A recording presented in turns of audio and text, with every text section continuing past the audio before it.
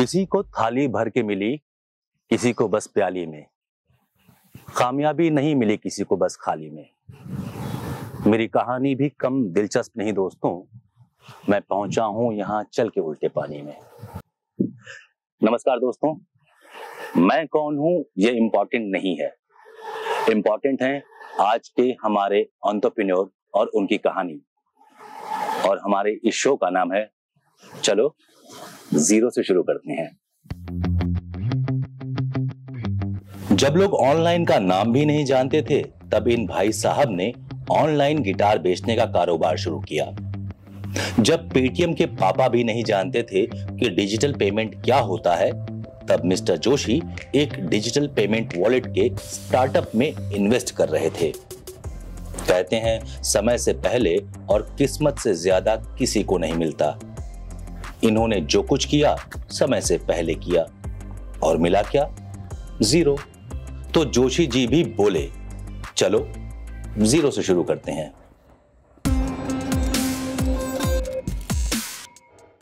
आइए Rajesh ji, welcome welcome to टाइस। Hello, कैसे हैं आप?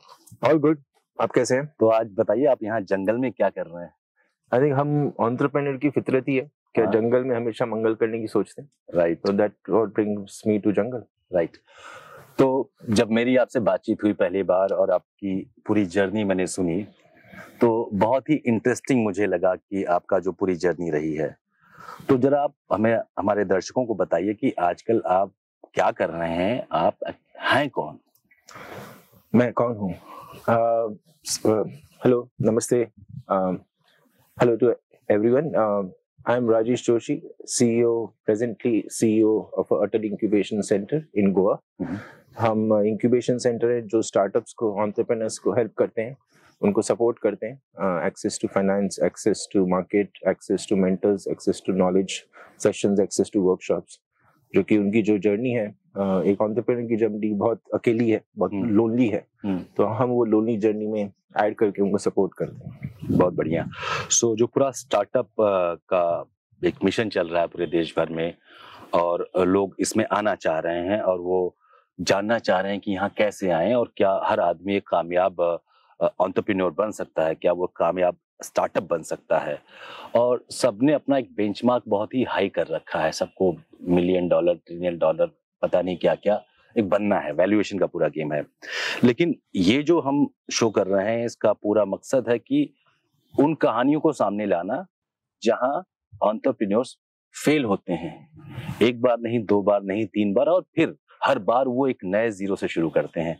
तो आप अपने पहले जीरो की कहानी सुनाइए हमको।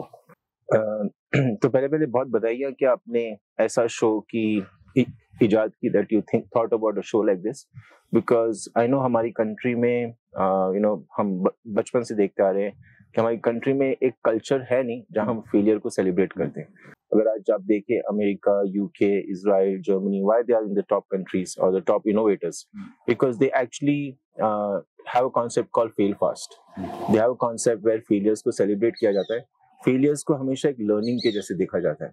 बट अगर हमारी संस्कृति, हमारा कल्चर देखें, इंडियन कल्चर, हम नॉर्मली फेलियर्स, चाहे वो बचपन में मार्क्स कमाए उससे लेके, हमेशा छुपाते हैं हमारे फेलियर्स को। So one thing is kudos to TiE's and आपकी पूरी टीम को कि आपने ऐसा शो सोचा जहाँ पे आप फेलियर्स से सीखने की, सिखाने की कोशिश करेंगे। और इवन जैसे हमारे और मेरे जैसे एंटरप्रेन्योर्स हैं जो लाइफ में कई बार फेल हुए हैं, कई जीरोस लिए हैं मैंने जिंदगी में, चाहे वो प्रोफेशनल हो, बिजनेस हो और personal. Zero makes people hero. ठीक है, तो आप now just come back to your story. आपका पहला जीरो क्या था और वो कैसे हुआ? तो मैंने 98 में, जब मैं 19 इयर्स का था, एक स्टार्टअप चालू की थी। तब वो स्टार्टअप वर्ड नहीं था, एक बिजनेस वर्ड था। और हमने we got acquired within 2-3 years by a very big company, by a big investor. Okay. Company हम 23-24 के थे, तो एक्साइट होके कंपनी बेच दी थी। तो ये कौन से शहर में था, ये जरा हमें बताइए। मुंबई। कहाँ पे थे आप, क्या करते थे, आपका बचपन क्या था और कैसे आपको ये आइडिया आया, पहला आइडिया आपका? हाँ, so interesting. So I was a commerce graduate और तब एक CNBC एक शो चलता था जो पूरा चैनल नहीं था, एक शो चलता था जहाँ पे वो लोग यूएस में जो टेक्नोलॉजी और इनोवेशन हो रहा है उसके बारे में बताते थे. So that time I got the first idea that India में आज नहीं तो कल ये चीज आने वाली है. So it was a simple web solution company, which was my first startup. Okay. I was acquired by a very big IT company. So हम web services करते थे. उस टाइम इंडिया में web इतना लोग नहीं जानते थे. Even businesses web को अपनाने रहे थे. They were still working on the legacy systems. So we were one of the first few companies in Mumbai, in India actually, who started doing web services and solutions way back in 98, 99. Oh. So within 2 years, we got an offer. We signed an investor deal where we were acquired. पर वो ये क्या, I think now startups are very smart. They know how to read an investor agreement. I think जो startup India जो हर movement है, there are a lot of mentors जो आपको guide करते हैं. तो उस टाइम हमारा पहला जीरो ये था कि हमने एक एग्रीमेंट साइन किया, हमको अक्वायर किया गया और उसमें हमने एक क्लॉज नहीं देखा. And we were actually we signed a deal but we didn't know. So पहला जीरो ये था मेरे लिए, क्या अगर आप इन्वेस्टर अच्छा मिलता है, आपको वैल्यूएशन अच्छी देता है, बट इट्स वेरी इंपॉर्टेंट आप टर्म शीट देखें, आप टर्म्स देखें. तो मेरी लाइफ का पहला लेसन वो था. उसके बाद 2-3 साल पूरे वो जो भी इन्वेस्टमेंट मिला उसमें लॉस क्या हुआ आपका, जीरो कैसे हो गया पूरा? आपने तो बड़ा अच्छी कंपनी शुरू करी, आपने कहा कि एक्वायर हो गया, तो आपको कुछ मिला कि बस जीरो ही हो गया? सब जीरो ही हो गया क्योंकि एक्चुअली वो सारे पैसे जो हमारे पास आए थे, it became our personal liability and we had to repay that. Unfortunately उस टाइम 2001 9/11 का जो क्रैश हुआ था, तो हमारे काफी क्लाइंट्स ओवरसीज वाले क्लाइंट्स थे, इंडियन क्लाइंट्स थे, तो even the market went down. Okay. So the market went down. That's the reason why the investor decided to not continue with us, and that's the reason we didn't look at the investor agreement clause, and we spent the next 2-3 years just repaying that money. Okay, I understand. 2008-9 was like this was 2001 9/11 crash. अच्छा, 9/11 crash. Okay, right. September जो US में जो crash हुआ था, जो एयरपिन attacks हुए थे उस दौरान, तो the entire market went down in 2001. तो ये आपका पहला जीरो था जिसमें आपने कुछ कमाया नहीं, सब कुछ गमाया ही गमाया. हाँ, नहीं, लर्निंग्स क्या, अगली बार आप इन्वेस्टर. तो अब ये जो आपका पहला जीरो था, इस पहले जीरो से जो हमारे जो दर्शक हैं या बडिंग एंटरप्रेन्योर्स हैं, उनके लिए 1 2 3 4 जो भी आप नंबर करना चाहें, क्या लर्निंग्स हैं? पहली लर्निंग आपके जीरो से for them to learn. So the most important learning is आपको वैल्यूएशन शायद कोई इन्वेस्टर ज्यादा दे रहा हो, व्हिच इज ग्रेट. आपको लगता है कि आप वैलिडेट हो गए हैं, आपको वैल्यूएशन ज्यादा मिल रहा है, आप बहुत सारे जीरोस देखते हैं, but have a look at the investor agreement very very closely, because उसमें कोई क्लॉजेस छुपे रहते हैं. या एक एक्सपर्ट के पास जाइए. हम उस टाइम 23-24 ईयर ओल्ड थे and we prima facie thought the agreement is fine. हमारा जो सीए था उसको भी इतना एक्सपीरियंस नहीं था in terms of how the share holder agreement, how the share purchase agreement and those things work. तो go to an expert and get it validated, verified by an expert. Don't go after the valuation number, go after the terms should be beneficial to you and there is no penalty, there is no liability clause further. तो ये तो था आपका पहला zero. तो ये zero मिलने के बाद आपको थोड़ा झटका लगा होगा कि आप अब आगे क्या करेंगे. तो एक जीरो आपने कमा लिया, आपको अभी एक की जरूरत थी. तो आपकी लाइफ में जो सेकंड जीरो है उसकी कहानी क्या है? फिर आपने कैसे इतने झटके के बाद वापस शुरुआत करी? So ये जब झटका हुआ तब I started my first startup with a college friend of mine, जो हम स्कूल कॉलेज में साथ में थे और काफी अच्छी फ्रेंडशिप थी. उससे ये फर्स्ट बिजनेस चालू किया था. जब ये सेकंड झटका हुआ, जब हमको ये झटका हुआ कि सारे पैसे लड़ाते हैं, we are still together. हम उस टाइम 23-24 ईयर ओल्ड थे and we did the same business for next 6-8 years. Okay. हमने सारे पैसे लौटा भी दिए, हमने और भी बिजनेस किया, the business was growing. But what happens is अगर आप स्कूल फ्रेंड्स, कॉलेज फ्रेंड्स के साथ कोई बिजनेस चालू करो, you know them as friends. Right. जब दुख में the friends are always available. But एक प्रोफेशनल रिलेशनशिप एस्टैब्लिश करना बहुत जरूरी है.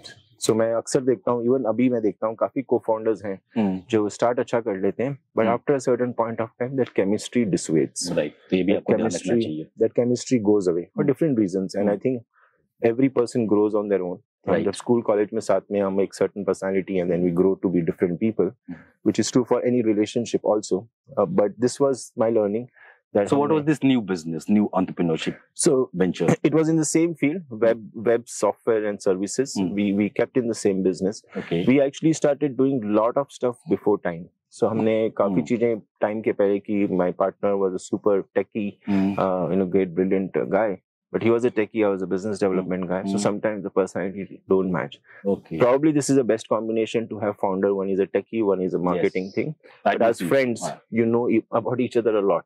So sometimes that doesn't work. So we're doing great business. We had a great team.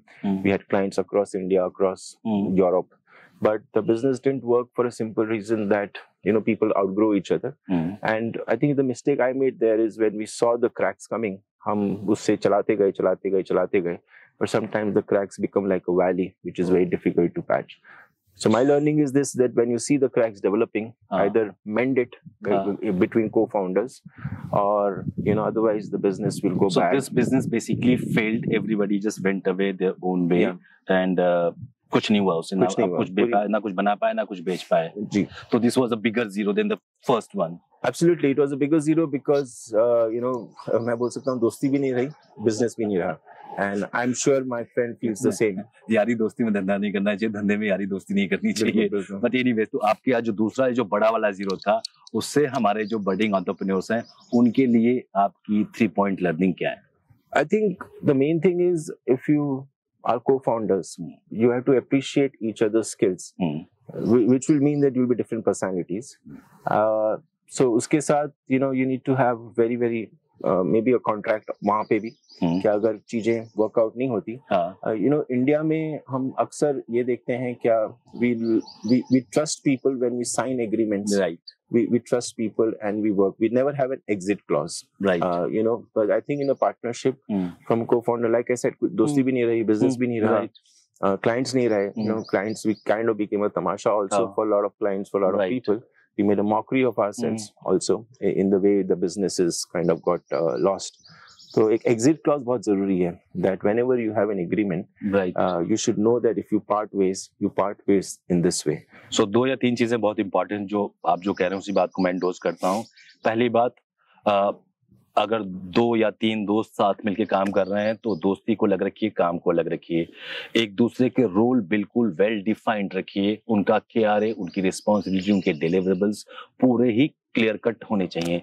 और एक दूसरे को वो सहयोग करें, एक दूसरे को हेल्प करें, कॉम्प्लीमेंट करें, कॉन्ट्राडिक्ट ना करें. जहां तभी वो कारोबार या व्यापार चल पाएगा. सबसे इम्पोर्टेंट, सब कुछ ऑन पेपर बहुत क्लियर होना चाहिए.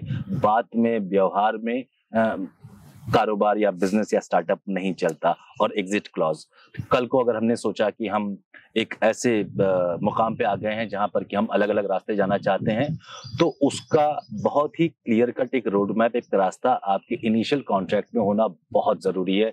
चाहे वो आपका दोस्त हो, भाई हो, बाप हो, कोई भी हो. इनफैक्ट अगर वो आपके क्लोज है तो ये कॉन्ट्रैक्ट और इस तरह के क्लियर कट फैसले बहुत जरूरी हैं. So interesting. तो 2-0 आपकी लाइफ में आ चुके. क्या उम्र हो गई थी आपकी अब तक? I was 31, so basically 9 years से मैं entrepreneurship कर रहा था. और इस वक्त आप 2 बार नाकाम हो चुके थे, 2 बड़े-बड़े जीरो आपके पास आ चुके थे. शादी हो गई थी आपकी? हाँ, शादी हो गई थी. एक 2 जीरो लेकर के आपने शादी कैसे कर ली? I think उधर हम women are very emotional. जब वो देखते हैं क्या ये जीरो है, तब I think उनको दिल जल्दी से आ जाता है. तो I think हर woman चाहती है कि इसको मैं जीरो से हीरो बनाऊं. तो actually that helped me. ये क्या कहते हैं उसको, हम फिल्मों में देखते हैं ना कि मतलब जो hero loser is always the winner. Heroine loser को मिलती है. हार के जीतने वाले को बाजीगर कहते हैं. So now I think this was a time जब आपको जिंदगी में 2 जीरो के पहले लगाने के लिए एक नंबर मिला. I think your journey, I mean जो भी आपने अब तक 9 साल संघर्ष किया, अब ईश्वर आपको उसका फल देने वाला था. तो वो बहुत ही मीठी कहानी है. वो कहानी इत्मीनान से बताइए, क्या है आपको पहला 1 कब मिला ये जीरो के पहले लगाने के लिए?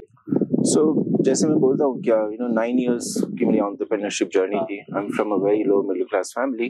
तो obviously मैंने CA छोड़ा. I am छोड़ा and I continued with my entrepreneurship journey. तो मम्मी पापा, घर परिवार, people who knew me were always rooting for me. They thought that I will become a successful entrepreneur and do some ideas, because हमारी पहली भी जो ideas हमने की were very workable. It's just that the circumstances didn't allow us to be successful.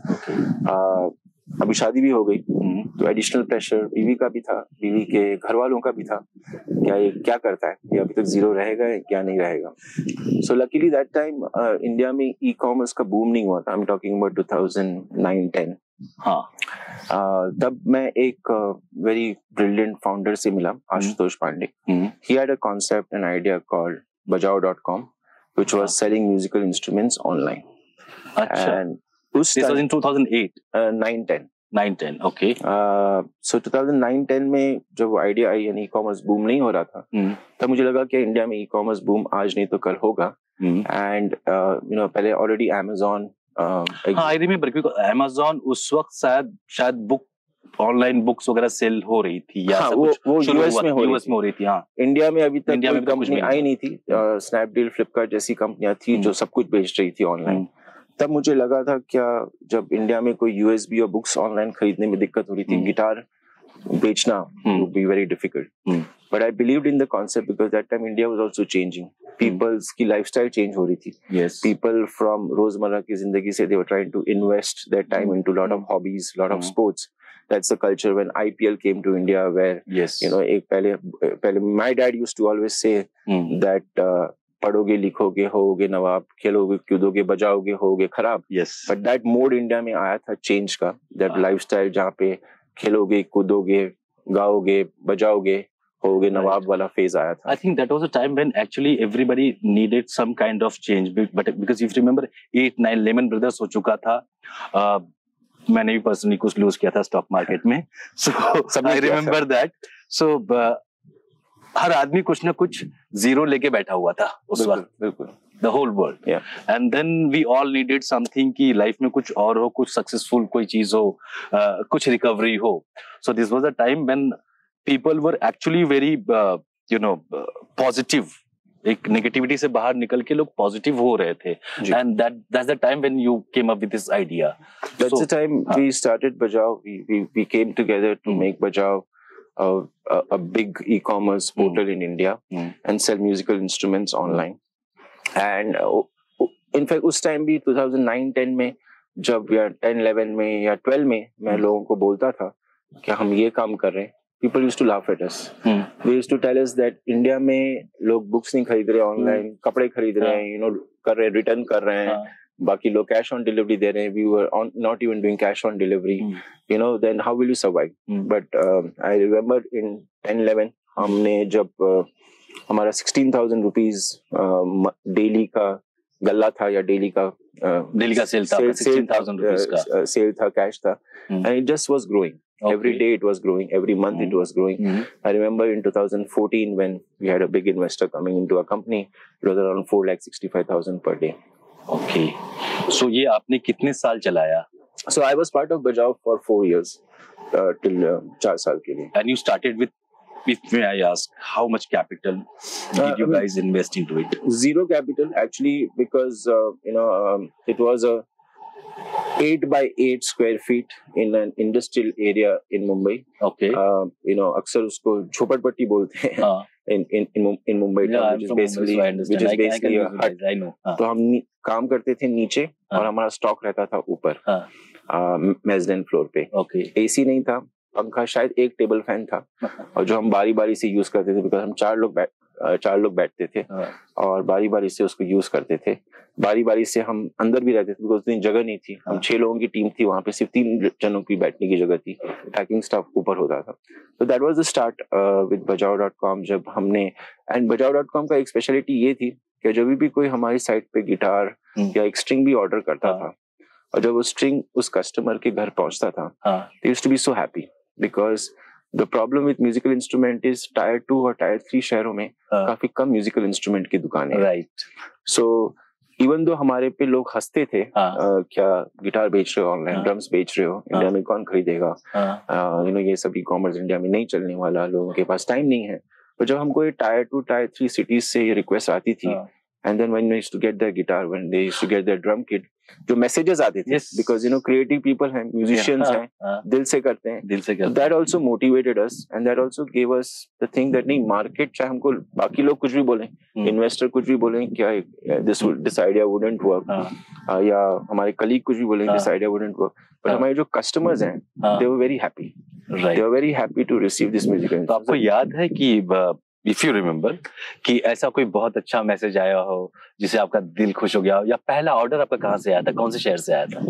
सो हमारे पहले order actually north east India से काफी आते थे, राइट, टायर 2 सिटीज से काफी आते थे, टायर 3 सिटीज से ड्रम और गिटार और वो पॉप कल्चर भी है लोगों के पास, कल्चर काफी, टायर 2 टायर 3 सिटीज में टाइम भी बहुत है, और हम बड़े शहरों से अगर आप कहाँ पे ड्रम या गिटार बजा रहे हो, बाजू वाला आके बोलता नहीं, अरे क्या कर रहा है, चुप रहो। सो ये भी टायर 2 टायर 3 सिटीज में, बिकॉज लोगों के मकान रहते हैं, यहाँ काफी स्पेसेस रहते हैं, तो लोग कम डिस्टर्ब होते हैं। So we early on realize that our market actually is in tier 2 tier 3 cities, क्योंकि बड़े शहरों में म्यूजिक की दुकानें भी थी काफी, तो लोग जाते थे।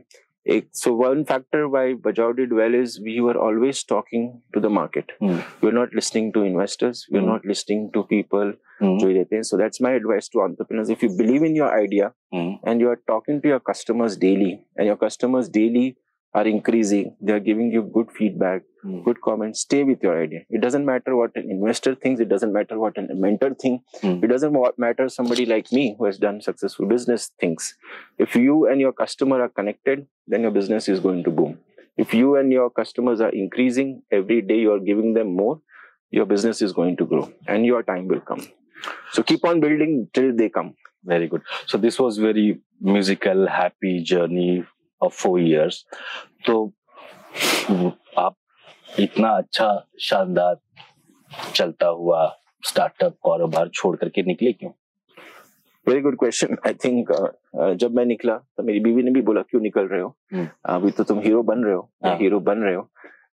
तब I was already around the age of 36 37 and I think I realized that some entrepreneurs like me are good at starting things. वक्त के पहले एक आइडिया आती है और वो स्टार्ट करने में हमारी खूबी है, स्टार्ट से थोड़ा स्केल कर लिया वो हमारी खूबी है। बट स्केल के बाद एक सर्टेन स्टेज आता है बिजनेस में जब आपको काफी ऑपरेशन ओरिएंटेड होना पड़ता है, तब आपको काफी you have to get processes in, you have to do certain things to from a venture to startup to an enterprise का जो सफर है, and I realized that I'm not cut out for that. Okay. So एक limitation हर एक entrepreneur को ये भी जरूरी है क्या, अगर वो आइडिया मैन है, आइडिया टू स्टार्टअप मैन है, startup to scale up man है, scale up to speed up man है। So I'm more like an idea to startup to scale up वाला फेज।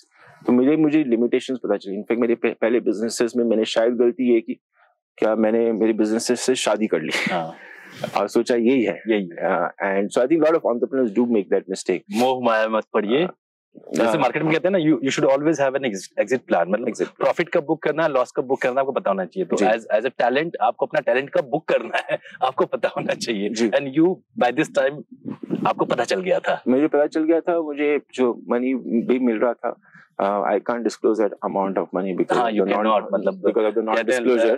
नहीं, कहते हैं ना, लड़कियों से उम्र नहीं पूछते और लड़कों से उनकी सैलरी नहीं पूछते। तो मनी विच यू मेड हम आपसे नहीं पूछेंगे, बट ये जरूर पूछेंगे कि bajao.com आज कहाँ है और वो कंपनी क्या कर रही है। It has grown by leaps and bounds. So आज उसकी वैल्यूएशन जब मैंने एग्जिट की उससे एटलीस्ट 10 times हो गई है। Okay. It has more customers. It has added on into many things. अभी बजाओ used gear भी सेल करता है। बजाओ की एक इवेंट कंपनी भी है जहाँ पे वो डिफरेंट म्यूजिशियंस को जब वो प्ले करते हैं तो उनको सपोर्ट करते हैं। They have also started something called Bajao Connect, which is that you can get in touch with the local musicians. So एक local community building है. They are even getting into music training and music school. So Bajao is now a global conglomerate. Very good. You must be a very happy person today. Very very happy. मैं actually 3 दिन पहले गैंगटॉक गया था, तब वहाँ पे मुझे एक young man मिला, and they were just a musician, and he said that I got my first Audio Technica mic from bajao.com. Wow. And मेरी करियर की शुरुआत वहाँ से हुई। मैं कश्मीर गया था, श्रीनगर गया था, वहाँ पे I met an old lady. She was on the last stages of her cancer, and she had ordered a piano. मैं उनके घर गया, she didn't know I was from Bajao, and she said that एक company है online, उससे मैंने piano order किया और मैं ये प्ले करती हूँ bajao.com. So I think it still brings smile to my faces. I'm sure the entire team at Bajao Absolutely. are feeling happy because ये एक bajao.com एक ऐसा है, I think it's a profit with a purpose venture.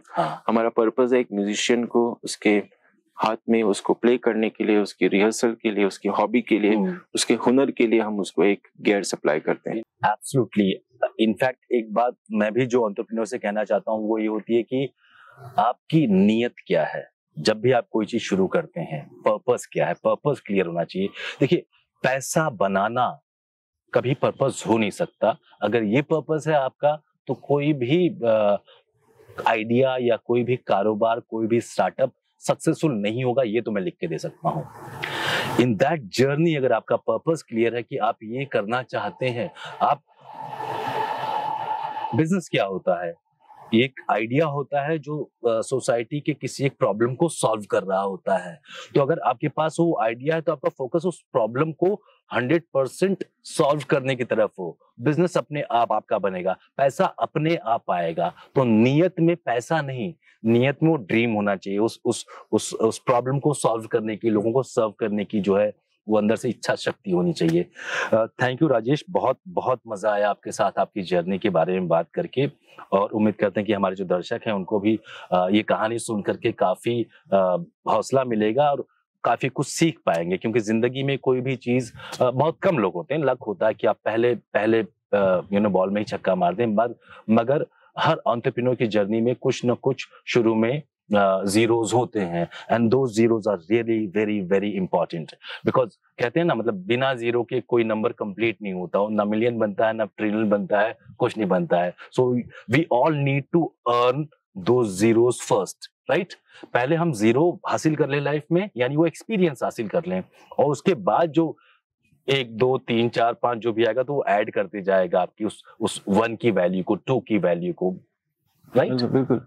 सो राजेश, आप finally हमारे entrepreneurs को क्या message देना चाहते हैं? 0 to हीरो, और हमारा जो शो है, चलो फिर जीरो से शुरू करते हैं. I think my lesson on the message to everyone is that failures would happen.